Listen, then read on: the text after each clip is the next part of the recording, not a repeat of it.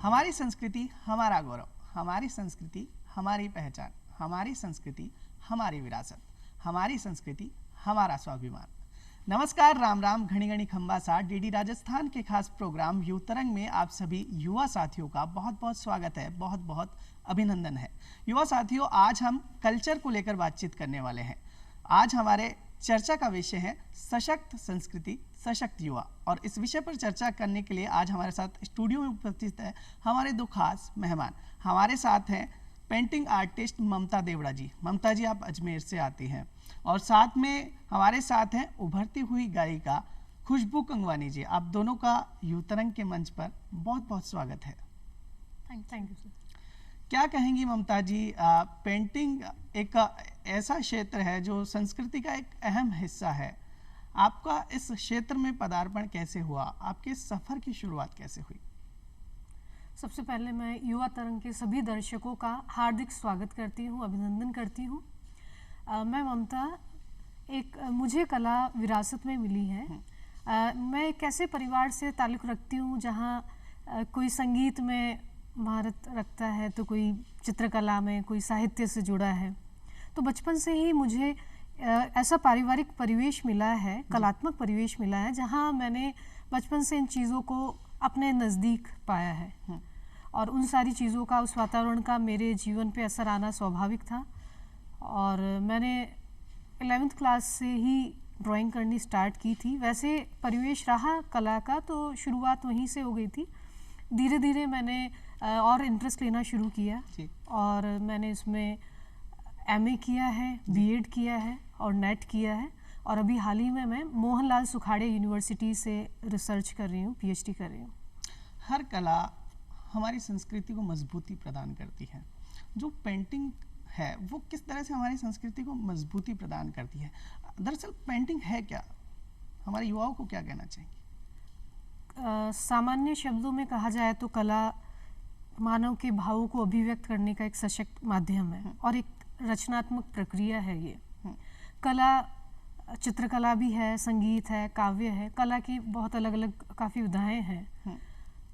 चित्रकला जो है वो कहीं ना कहीं चित्रकला हो या कोई भी कला हो, वो हमारी संस्कृति की प्रतिछाया है, और उसी में कहीं ना कहीं संस्कृति जो है हमारी, वो इन विधाओं के माध्यम से उभर के सभी के समक्ष आती है। और जैसा भी कलाकार महसूस करता है अपने संस्कारों में जिन चीज़ों को, या अपनी जो लोक विधाएं हैं, है ना, अपने आसपास के माहौल में जो देख के वो पला बढ़ा है, एक जन सामान्य की जो भावनाएं हैं, या जो हमारे यहाँ के जो त्योहार हैं, उन सभी को वो कहीं ना कहीं अपनी कला के माध्यम से अभिव्यक्त करता है। वो कला चित्रकला है या संगीत कला है, जो भी विधा है, उस विधा के माध्यम से वो अपने आप को अभिव्यक्त करता है। खुशबू जी, आप भी एक बहुत अच्छी सिंगर है। आपके इस सफ़र की शुरुआत कैसे हुई? इसके पीछे किसकी प्रेरणा रही? तो शुभम जी, मेरे सफ़र की शुरुआत हुई थी जब मैं 5 साल की थी, तभी से। और मेरे जो मोटिवेशन है, जो मेरे आइडल है, वो हमेशा से मेरे पापा रहे हैं। उन्हें बचपन से ही काफ़ी शौक था इस कला के क्षेत्र में आगे बढ़ने का, तो मुझे भी उन्होंने म्यूज़िक क्लास में डाला था जब मैं 5 साल की थी, और तभी से मैं सीखती हुई आ रही हूँ। और मैंने इसमें क्लासिकल म्यूज़िक में डिप्लोमा किया है। तो मेरे जो मोटिवेशन रहे हैं वो हमेशा से ही मेरे पापा रहे हैं। आपके मोटिवेशन आपके पापा रहे हैं। जिस तरह से आपने बता रही हैं कि आपने काफ़ी सारी डिग्रीज की है, यदि हमारा यूथ इस तरफ जाना चाहे, सिंगिंग को अपनाना चाहे, इसे आत्मसात करना चाहे, तो शुरुआत कहाँ से करें? बेसिकली क्या कहेंगे? जी, तो मैं बस यही कहूँगी कि जो हमारा यूथ है, अगर उन्हें संगीत के क्षेत्र में आगे बढ़ना है तो रियाज जो है वो सबसे इम्पोर्टेंट है। तो आप पहले तो कोई गुरु चुने जो आपको अच्छी शिक्षा दे सके म्यूज़िक के फील्ड में, और सुबह जल्दी उठें, रियाज करें, सरगम का रियाज करें, और वीडियोस देखें, और अपने गुरु से शिक्षा लें। मौका भी है और दस्तूर भी है, और युवा तरंग का मंच भी है। आप बहुत अच्छी गज़ल गाती हैं, तो एक गज़ल हमारे दर्शकों के लिए, हमारे प्यारे युवा साथियों के लिए हो जाए। जी बिल्कुल। लगाया दिल बहुत पर दिल लगाने, लगाया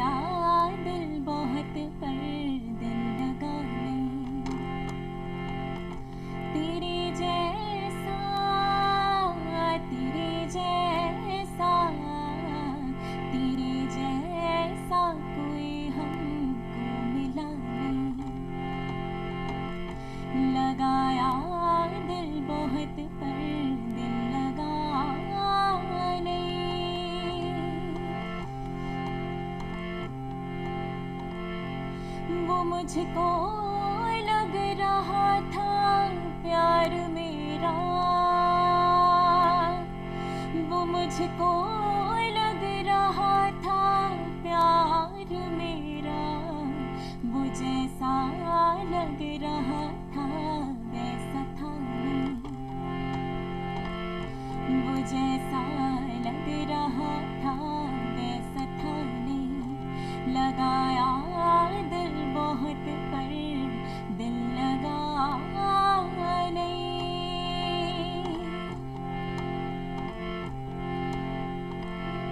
ज़माने भर की बातें उनसे कह दी, ज़माने भर की बातें उनसे कह दी, जो कहना चाहिए था वो कहा नहीं, जो कहना चाहिए था वो कहा नहीं, लगाया दिल बहुत पर दिल लगा नहीं। आपकी आवाज़ में जादू है, थैंक यू। इस जादू के पीछे की वजह क्या है? जादू के पीछे की वजह बस रियाज ही है, जो मैं बचपन से करती हुई आ रही हूँ। और मैं यूथ को भी बस यही बोलूँगी कि अगर उन्हें संगीत के फील्ड में इंटरेस्ट है और शौक़ है, और अगर वो मन से सीखना चाहते हैं तो बस रियाज कंटिन्यू रखें, बाकी तो मेहनत का फल हमें मिलता ही है। तो आज हम कल्चर को लेकर बातचीत कर रहे हैं।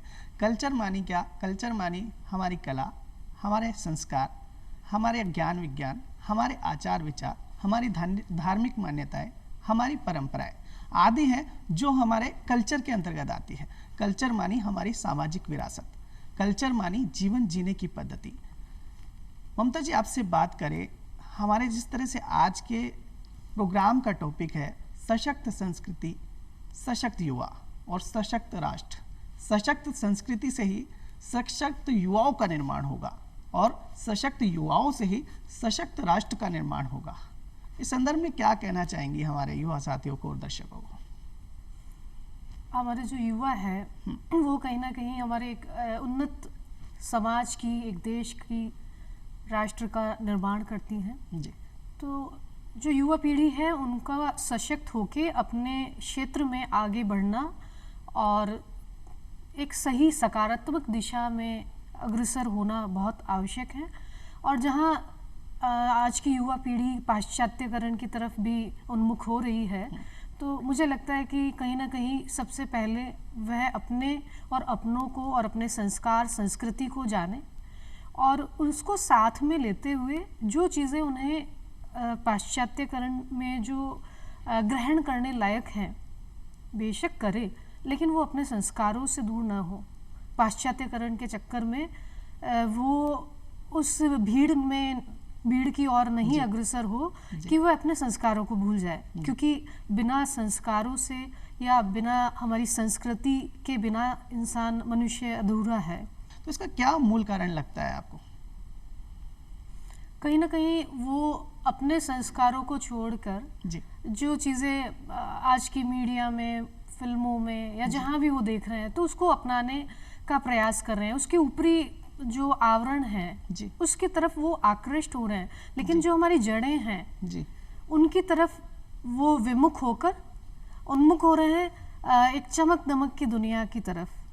और वही कहीं ना कहीं एक जो युवा है वो भटक रहा है और जहाँ उसको एक ग्रोथ करनी चाहिए इस उम्र में, वह खोया है कहीं ना कहीं एक अजनबी राहों में, जहाँ वह नहीं समझ पा रहा है कि उसको इस समय का कैसे यूटिलाइज करना चाहिए। और वो बस ठीक है, उसको जो अच्छा लग रहा है उसकी तरफ दौड़ रहा है, लेकिन उसके जीवन का क्या उद्देश्य है वो उससे भटक रहा है। तो मुझे लगता है कि जो आज का यूथ है वो बेशक पाश्चात्यकरण की अच्छी चीज़ों को अपनाए, लेकिन हमारे भारत का जो यहाँ की जो लोक संस्कृति है, यहाँ का जो योगा है, यहाँ की जो अलग अलग विधाएं हैं, चित्रकला है, संगीत कला है, जो भी लोक कलाएं हैं, उनसे जुड़ के कुछ नया क्रिएशन करें और कुछ जुड़ाव उसमें लाए कि कहीं ना कहीं वो पाश्चात्य से छूटे भी नहीं, लेकिन अपनी जड़ों को नहीं भूले। मतलब बदलते हुए समय के अनुसार जरूर बदलें, लेकिन अपनी संस्कृति की मुख्य धारा से जुड़े रहें।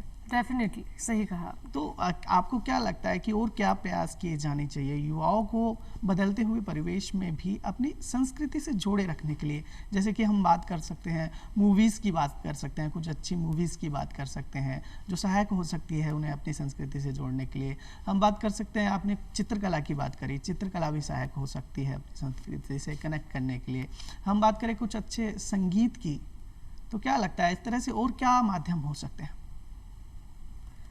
माध्यम तो आपने जो बताया वो सभी विधाएं कहीं ना कहीं सभी को जोड़े रखती है अपने संस्कार से। संस्कार का ही प्रतिरूप है कलाएं, है ना।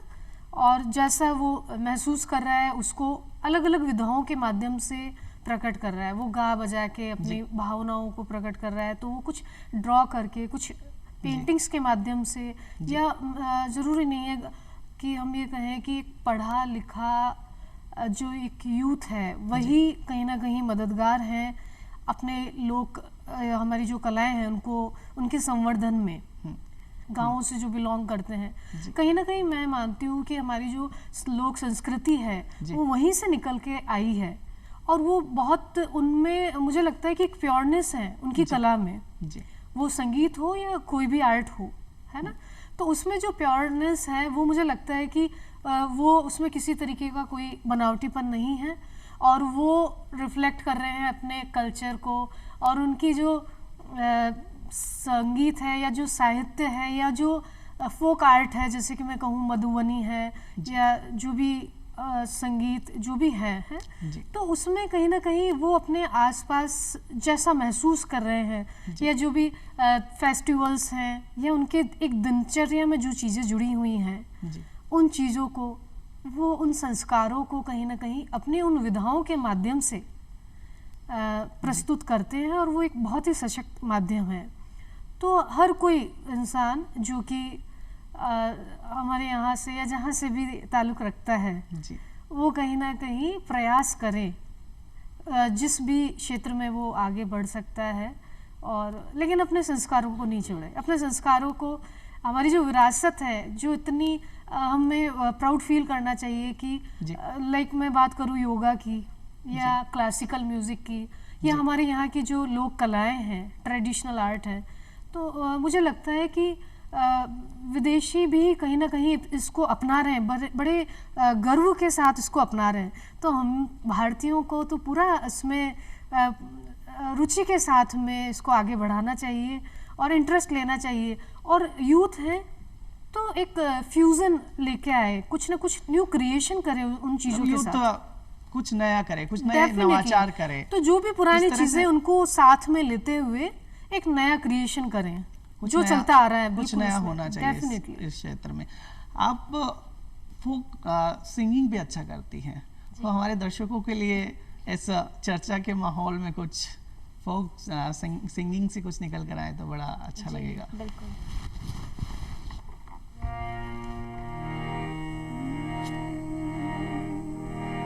सानू नहर वाले पुल ते बुला के,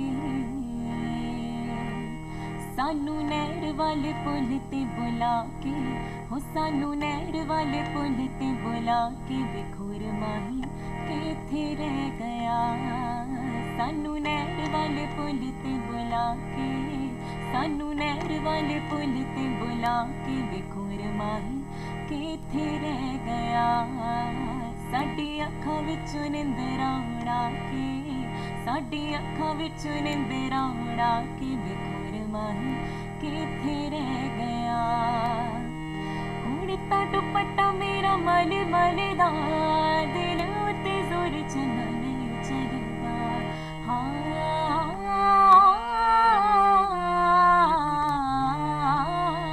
हुण तां दुपट्टा मेरा मल मल दा, दिल उत्ते जोर चंगा नहीं चढ़दा। आवी ते मनावांगी मैं हथ जोड़ के, माही वे तू गुस्सा किता किहड़ी गरदा। साडे पैरां विच बेड़ियां पा के, हो साडे पैरां विच बेड़ियां पा के, बेखोर माही किथे रह गया। साडी अखां विच निंदरां उड़ा के, साडी अखां विच निंदरां उड़ा के बेखुर माही किथे रह गया। आवाज़ तो आपकी बहुत अच्छी है। हर किसी का अपने क्षेत्र के लिए, अपने सपनों के लिए कोई ना कोई आइडियल होता है। आपका जी। क्षेत्र के लिए कौन आइडियल? संगीत में अगर मैं बात करूँ तो बचपन से ही मेरी मोटिवेशन मेरे पापा ही रहे हैं। जी और जब मैं बिल्कुल छोटी सी थी 5 साल की, तभी से उन्होंने मुझे क्लासेस में डाल दिया था और तभी से मैं सीख रही हूँ। तो आज तक भी मेरी मोटिवेशन सबसे बड़ा जो मैं आइडल अगर कहूँ तो मेरे पापा ही हैं। पिताजी भी सिंगर हैं। जी, मतलब शौकिया गाते हैं। उन्होंने मुझे एग्ज़ाम पॉइंट ऑफ व्यू और डिप्लोमा डिग्री कोर्स जो मैंने किया है उससे रिलेटेड डाला। वो खुद गाते हैं और डांस भी करते हैं, लेकिन शौकिया करते हैं। यदि हम किसी अन्य गायक की बात करें तो कौन सा गायक पसंद है आपको? वैसे तो सभी अपने आप में दिग्गज कलाकार हैं। जी। तो अगर मैं किसी एक का नाम लूँ तो जो मेरी फेवरेट है हमेशा से वो है नेहा कक्कड़, जो जी। आज के यूथ को काफ़ी पसंद है। और जितने भी उनके रीसेंट सॉन्ग्स आते हैं वो सभी काफ़ी वायरल होते हैं और मिलियंस में व्यूज़ जाते हैं उनके यूट्यूब वीडियोस में। तो अगर आज के यूथ के हिसाब से बात करें तो नेहा कक्कड़ मेरी फेवरेट है। ममता जी, आपने भी अपनी कला के माध्यम से काफ़ी सारे मंच साझा किए हैं। आपने अभी हाल ही में मोदी जी के एक स्केच आर्ट आपने बनाई, एक पेंटिंग बनाई। वो कैसा अनुभव रहा जब मोदी जी आपके साथ रहे और मोदी जी की एक पेंटिंग आपने वहाँ लाइव बनाई? निश्चित है, मोदी जी जो हमारे देश के प्रधानमंत्री हैं, हम सभी के लिए आइडियल पर्सनैलिटी हैं। और जब मुझे पता चला कि मोदी जी का आगमन अजमेर में हुआ है तो कहीं ना कहीं एक कलाकार होने के नाते मुझे लगा कि हमारे देश के जो प्रधानमंत्री हैं वो हमारे देश के लिए कहीं ना कहीं पूरी तत्परता के साथ जी। हमेशा सजग रहते हैं, अडिग रहते हैं और कुछ न कुछ गतिविधियों में हमेशा तत्पर रहते हैं। जी एक नागरिक होने के नाते, कलाकार होने के नाते उनका कैसा शुक्रिया अदा करूं अपनी कला के माध्यम से। तो मेरे मन में एक विचार आया कि क्यों ना उनका एक लाइव स्केच बनाया जाए। और ये एक बहुत ही मनमोहक अनुभव था और मुझे बहुत खुशी हुई कि जब उन्होंने उनके ऑफिशियल यूट्यूब चैनल पर जी सारी चीज़ों को कैप्चर करते हुए जब मैं उनका स्केच बना रही थी उस मोमेंट को भी कैप्चर किया, तो मुझे बहुत खुशी हुई। और नेचुरल है, हम यूथ के लिए कहीं ना कहीं ऐसी जो भी आइडियल पर्सनालिटी हैं जी वो कहीं ना कहीं हमें प्रेरणा देती हैं जी कि हम यूथ भी अपने जीवन में कुछ ऐसा कार्य करें कि हम लीड करें अपनी कंट्री को और पूरे नेशनल इंटरनेशनल लेवल पे एक भारत की एक अच्छी छवि को लोगों के समक्ष लेके आए। तो कहीं ना कहीं सिर्फ इसलिए नहीं कि वह हमारे देश के प्रधानमंत्री हैं, जी बहुत सी चीज़ें थी एक यूथ होने के नाते जो कि मुझे लग रहा था कि हाँ, हमें भी भविष्य में कुछ अच्छे ऐसे कर्म करने चाहिए कि हम भी रिप्रेजेंट करें। तो मुझे लगा एज एन आर्टिस्ट एक स्केच बनाया जाए, मुझे बहुत एक अच्छा अनुभव रहा मेरा ये। मोदी जी इतने बड़े लीडर हैं, पूरे देश का भी वर्तमान में नेतृत्व कर रहे हैं, तो उनके सामने परफॉर्म करना और इसके लिए तैयारी करना, तो प्रिपरेशन कैसे की आपने और ये मौका आपको कैसे मिला? अभ्यास तो प्रिपरेशन कुछ अलग से ऐसा नहीं था। जैसे कि खुशबू जी ने बताया कि हमारा जो विषय है वो हमारी जो विधाएं हैं, लोक कलाएं हैं, वो कहीं ना कहीं कंप्लीटली डिपेंड करती है कि अभ्यास किया जाए, कंटिन्यू अभ्यास किया जाए। इसका कोई शॉर्टकट तरीका नहीं है कि यदि मैं कहूँ कि आज कुछ ऐसा हो कि मैं कल से बहुत अच्छा परफॉर्मर बन जाऊँ, बहुत अच्छी पेंटिंग करने लग जाऊँ या कुछ भी अच्छा करने लग जाऊँ, तो ऐसा कोई शॉर्टकट तरीका नहीं होता है। हमारे डेली लाइफ में कहीं ना कहीं हम अपना मैक्सिमम समय अपनी उस हॉबी को दे रहे हैं, है ना, और कहीं ना कहीं उसमें दिन प्रतिदिन अभ्यास के माध्यम से इतना डे बाय डे इम्प्रूवमेंट करते करते कहीं ना कहीं हम कुछ अच्छा करने का प्रयास करते हैं। लेकिन मैं ये कहूँगी कि ये अभी हम ये नहीं कह सकते कि हमने बहुत कुछ सीख लिया है। अभी तो हमारे जीवन की एक शुरुआत है, अभी हमें बहुत कुछ सीखना है, बहुत कुछ करना है। लेकिन जब भी ऐसे मंच हमें मिलते हैं तो उन मंच के माध्यम से लाइक युवा तरंग ही क्यों ना कहूँ मैं, जहाँ यूथ को आप एक इतना अच्छा मंच उपलब्ध करवा रहे हैं कि वो कहीं ना कहीं अपने अब तक का जो सफ़र रहा उसको एक इस मंच के माध्यम से सभी के समक्ष प्रस्तुत करके एक खुशी का अनुभव करते हैं। तो ये सारी जो चीज़ें ऐसे हर एक छोटा छोटा मंच जो है वो हम यूथ आर्टिस्टों के उत्साह का वर्धन करते हैं और हम और अच्छा करने के लिए अग्रसर होते हैं। हर किसी युवा के अपने सपने होते हैं, माता पिताओं की भी अपनी अपेक्षाएं होती हैं। कुछ माता पिता अपने सपने अपने बच्चों पर थोपते हैं, इसके कारण हम अक्सर कई घटनाएं देखते हैं कि वो डिप्रेशन का शिकार हो जाते हैं। तो आपकी कला किस तरह से उनको इस चीज़ से निकालने के लिए मददगार साबित हो सकती है? पेरेंट्स जो है कहीं ना कहीं चाहते हैं कि वो जिस विधा में आगे आए हैं या फिर कुछ ऐसी पर्टिकुलर फील्ड हैं जिनको समाज में बहुत अच्छे नज़रिए से देखा जाता है, लेकिन मेरा ये मानना है कि कोई विधा कहीं कम नहीं है। तो ये आंकना कि बच्चा डॉक्टर बने, इंजीनियर बने या एक भेड़ चाल जो चल रही है उसी में आगे बढ़े जी। तो मेरा मानना है कि ऐसा बच्चे के ऊपर नहीं एक दबाव होना चाहिए किसी तरीके का जी। वो एक स्वतंत्र एक प्योर सोल है जो कि इस धरती पे आया है, तो वो उसको पूरी स्वतंत्रता दी जानी चाहिए। उस पर किसी तरीके का वो नहीं एक्सपेक्टेशंस होनी चाहिए कि यदि मैं डॉक्टर हूँ तो मेरा बेटा डॉक्टर बने या मैं इंजीनियर हूँ तो बच्चा इंजीनियर बने या जो भी ऐसा है। तो मुझे लगता है कि शायद ये समय है कि इन सब चीज़ों से परे जी। इंसान जिस भी विधा में रुचि रखता है, चाहे वह खेल में अच्छा है, खेल कूद में अच्छा है, और आज के समय में ऐसी कौन सी विधा रही है जहाँ कोई यंगस्टर या कोई बच्चा अच्छा नहीं अपने आप को मतलब शो कर सकता है जी। आप और मुझे नहीं लगता है कि शिक्षा बहुत मददगार है इंसान की तरक्की में, लेकिन आपकी जो रुचि है यदि उस रुचि को आप आगे बढ़ा के निरंतर अभ्यास करते हैं जी, तो कहीं ना कहीं आपकी एजुकेशन की भी आपके आड़े नहीं आएगी, आपके हुनर के आगे जी। तो मैं तो इस मंच के इस इतने अच्छे मंच के माध्यम से सभी दर्शकों को, सभी माता पिता से ये अनुरोध करना चाहूँगी कि अपने बच्चों पे किसी तरीके का कोई दबाव नहीं रखे। वो जिस भी क्षेत्र में आगे बढ़ना चाहे, चाहे वो खेल कूद में आगे आना चाहे या कलाकार बनना चाहे, संगीतकार बनना चाहे, डांसर बनना चाहे, हमारे सामने बहुत से ऐसे एग्जाम्पल हैं।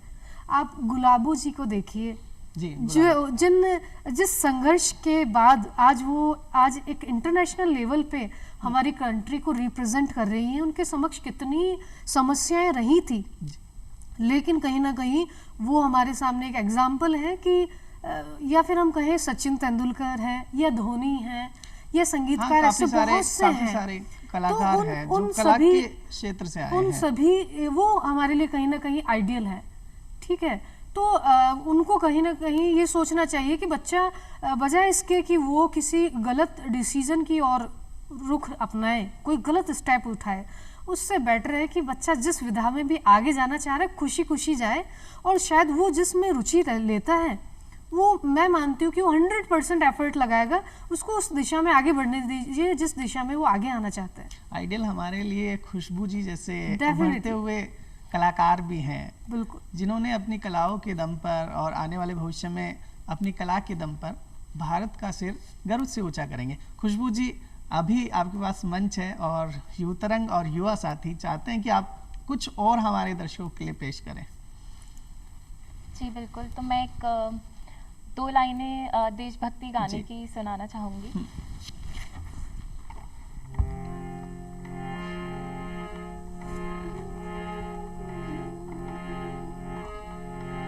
ऐ वतन हमें तेरी कसम, जिए तेरे लिए तेरी कसम। ऐ वतन हमें तेरी कसम, जिए तेरे लिए तेरी कसम। हमारी जान तू, हमारी आन तू, जिए तेरे लिए तेरी कसम। ऐ वतन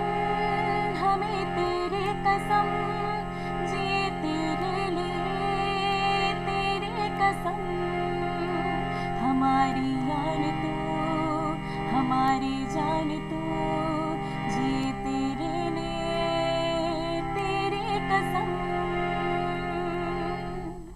कार्यक्रम समाप्ति की तरफ है। अब चलते चलते हमारे युवा साथियों को क्या मैसेज देना चाहेंगे? मैं युवाओं को कहना चाहूँगी कि वह अपने जो समय है उसका सदुपयोग करें और निरंतर अभ्यास करें। वो जिस भी क्षेत्र में आगे जाना चाहते हैं और न केवल अपने परिवार का, पूरे समाज में अपने देश का नाम करें, अंतर्राष्ट्रीय लेवल तक वो पहुँचे और अपनी एनर्जी को सही डायरेक्शन में लेके जाए और परिवार का कहीं ना कहीं उससे और समाज को उन पे गर्व होगा यदि वो कुछ अच्छा करते हैं, बजाय इसके कि वो अपने समय की बर्बादी करें और कुछ गलत दिशा में अग्रसर हो। मैं बस यही कहना चाहूँगी कि क्योंकि मेरा फील्ड संगीत है, तो जो भी स्टूडेंट्स अगर विलिंग हैं ये सीखने के लिए, तो बस निरंतर प्रयास करते रहें, सीखते रहें, रियाज करते रहें, मेहनत करें। और क्योंकि आजकल के यूथ में पेशेंस की बहुत कमी है, वो सोचते हैं कि अगर कल कोई प्रोग्राम है और हम 2 दिन पहले प्रैक्टिस करें तो हम अच्छा कर लेंगे, लेकिन ऐसा नहीं होता है। जो बचपन से जो रियाज करता हुआ आ रहा है उसकी एक बात ही अलग होती है। तो मैं बस यही कहूँगी कि मेहनत करते रहें और सफलता की ओर बढ़ते रहें। तो युवा साथियों, हम आज आपसे इतना ही कहना चाहेंगे कि जिस तरह से एक मकान को बनाने के लिए मजबूत नींव की आवश्यकता होती है, उसी तरह से जीवन को जीने के लिए, इस जीवन रूपी मकान को खड़ा करने के लिए मजबूत संस्कृति की आवश्यकता है। तो आप अपनी संस्कृति से जुड़ें और इसका प्रचार प्रसार करें और इसे आत्मसात करें। आज के लिए इतना ही, फिर मिलेंगे एक नए विषय के साथ और कुछ नए मेहमानों के साथ। तब तक के लिए धन्यवाद।